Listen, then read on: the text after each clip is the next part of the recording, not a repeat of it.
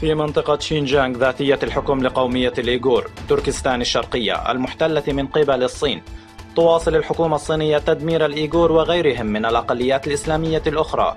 ووفقا لآخر الأخبار، ذهب سائح أجنبي إلى منطقة شينجيانغ وبعد عودته من الصين كشف أن الأماكن العامة والشوارع والمتاجر في منطقة كاشغار كانت فارغة، وقامت الحكومة الصينية بإغلاق معظم المنازل والمتاجر ذات الملكية الخاصة بشكل محكم، بحيث يتم إلقاء القبض على الرجال والنساء البالغين من الإيغور وسجنهم في مراكز إعادة التأهيل والتعليم الثقافي، ويتم إرسال الأطفال الذين فقدوا أولياء أمورهم إلى ملاجئ للأيتام بشكل قسري.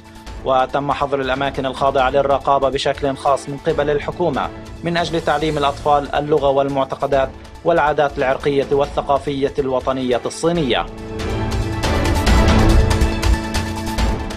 احتج المواطنون في بنغلاديش على اضطهاد الحكومة الصينية للإيغور واعتقال الآلاف منهم ومن الأقليات المسلمة الأخرى فيما يسمى مراكز إعادة التأهيل والتعليم الثقافي في تركستان الشرقية، وكانت الاحتجاجات قد نظمت في العاصمة داكا.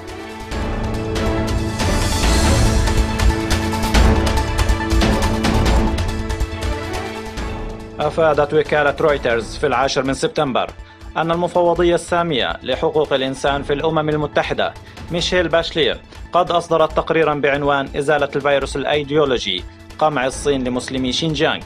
في تقرير أصدرته هيومن رايتس ووتش، وطالبت أن يسمح لمراقبي حقوق الإنسان التابعين للأمم المتحدة بالسفر إلى شينجيانغ وأجزاء أخرى من الصين. وقالت هيومن رايتس ووتش إنها تلقت أدلة جديدة على أن الحكومة الصينية قد شاركت في عمليات اعتقال تعسفية واسعة النطاق، بالإضافة إلى تعذيب وإساءة معاملة الإيغور، فضلا عن التلقين السياسي والاستقرار. ويشدد التقرير على أن 13 مليون مسلم تركي في شينجيانغ تعرضوا لتلقين سياسي إجباري وقيود على حرية الاتصالات وحمايتها، وزيادة القيود على الحرية الدينية والمراقبة الجماعية وغيرها من انتهاكات القانون الدولي لحقوق الإنسان.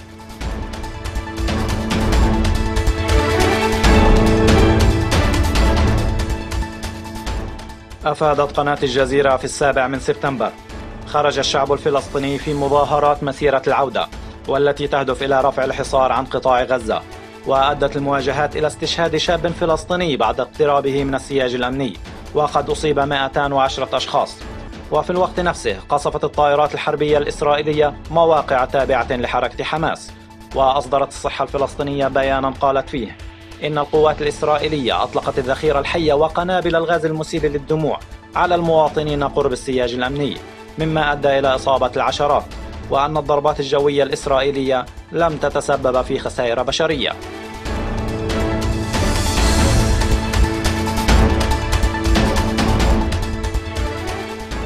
وفقا لوكالة أنباء مهر الإيرانية، فإن الرئيس الإيراني روحاني والرئيس الروسي بوتين والرئيس التركي أردوغان قد انتهوا في 7 سبتمبر من قمة طهران الثلاثية حول سوريا في إطار عملية السلام في درعا. وصدر بيان مشترك شدد أن الدول الثلاث ستلتزم بحزم واستمرارية بسيادة واستقلال ووحدة وسلامة الجمهورية العربية السورية ومقاصد ومبادئ الأمم المتحدة، وتم التأكيد على وجوب احترام جميع الأطراف لهذه المبادئ.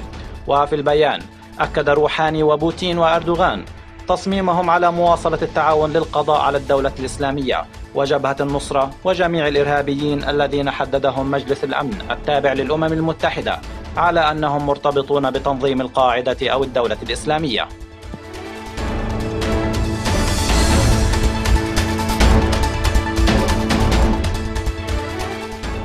ذكرت مينغ باو في 5 سبتمبر أحرق هينان نانيانغ الصليب والكتاب المقدس بشكل علني، بحيث بدأت الصين جولة جديدة لهدم الكنائس.